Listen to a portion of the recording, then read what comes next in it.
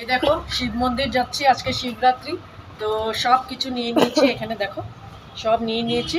এবার আমরা সবাই যাচ্ছি, এই দেখো সবাই আছে পিছনে। তো আমরা শিবের মাথায় জল ঢালতে যাচ্ছি। চলো দেখবে, মন্দিরটাও দেখবে আর তোমাদেরকে দেখাবো সব কিছু।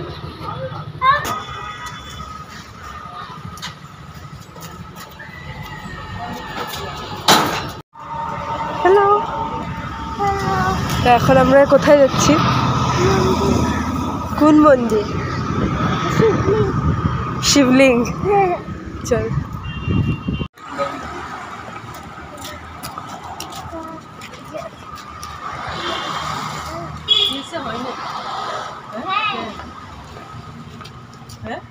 হ্যাঁ, দেখো চলে আসলাম আমরা মন্দিরে। এইটা অ্যাকচুয়ালি রাধাকৃষ্ণের মন্দির। তো এখানে শিবলিঙ্গও আছে। আমরা এই মন্দিরেই আসি প্রতিবার, প্রতি শিবরাত্রিতে এই মন্দিরে এসেই আমরা পুজো দিই। আর তোমরা দেখতেই পেয়েছো আমার অনেক ব্লগে এই মন্দির আমি শেয়ার করেছি শিবরাত্রির দিন। তো চলো আগে ভিতরে ঢোকা যাক, ঢুকে আমরা পুজো দিতে দিতে তোমাদেরকে সব কিছুই শেয়ার করব।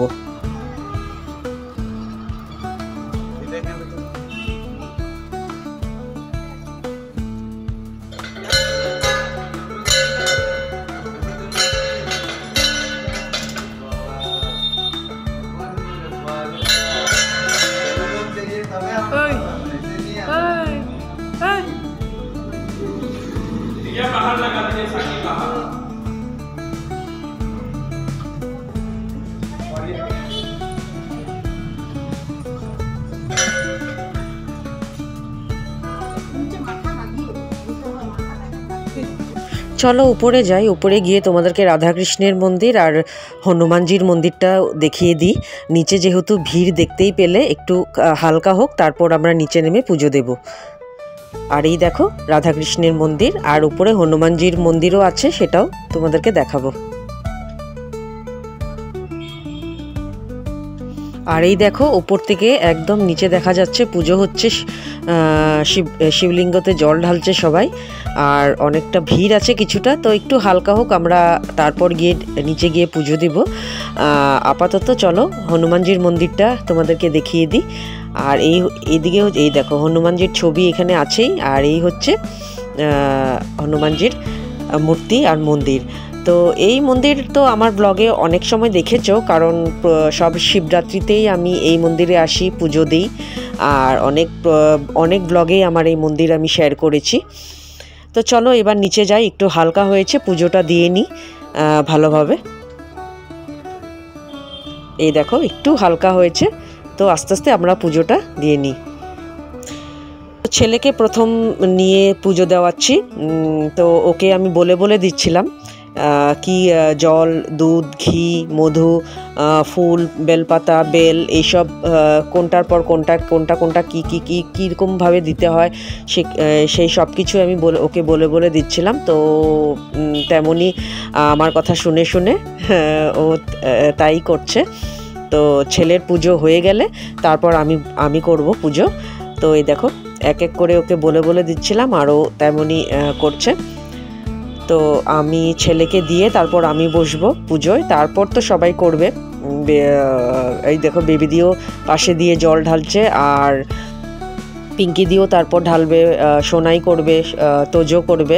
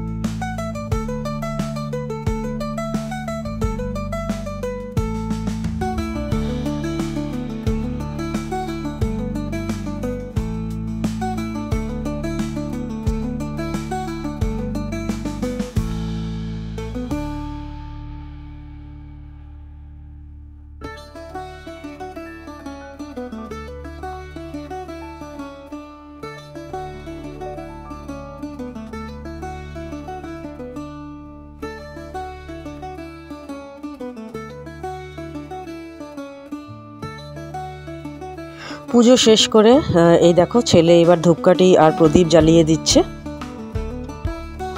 এরপর পিঙ্কিদি গেল পুজো করতে।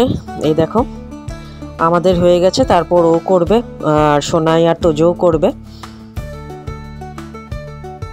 আর এই দেখো পিছনে পিঙ্কিদি পুজো করছে, খুবই ভালো লাগছিল। আর মন্দিরটাও খুব সুন্দর করে মালা দিয়ে ফুলের মালা দিয়ে সাজিয়েছে।